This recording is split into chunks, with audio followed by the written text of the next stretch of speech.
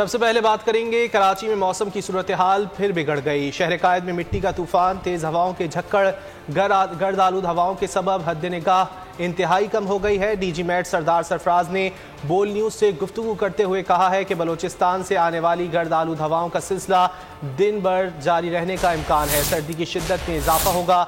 सर्दी की मौजूदा लहर 4 से 5 दिन तक जारी रहने का इम्कान है। कराची में मौसम की सूरत-ए-हाल फिर बिगड़ गई है। शहर कायद में मिट्टी का तूफान, तेज हवाओं के झक्कड़, गर्द आलूद हवाओं के सबब हद निगाह इंतहाई कम हो गई। डीजी मैट सरदार सरफराज ने बोल न्यूज़ से गुफ्तगू करते हुए कहा कि बलूचिस्तान से आने वाली गर्द आलूद हवाओं का सिलसिला दिन भर जारी रहेगा। उनका क्या कहना था, आपको दिखाते हैं।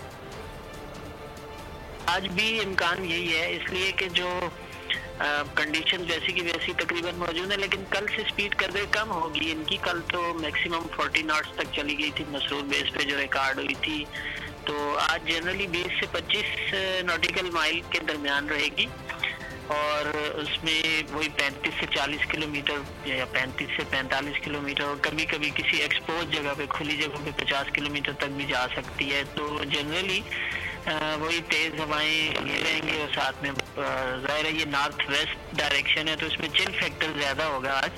तो आज ये निस्बतन सर्द हवाएं होंगी।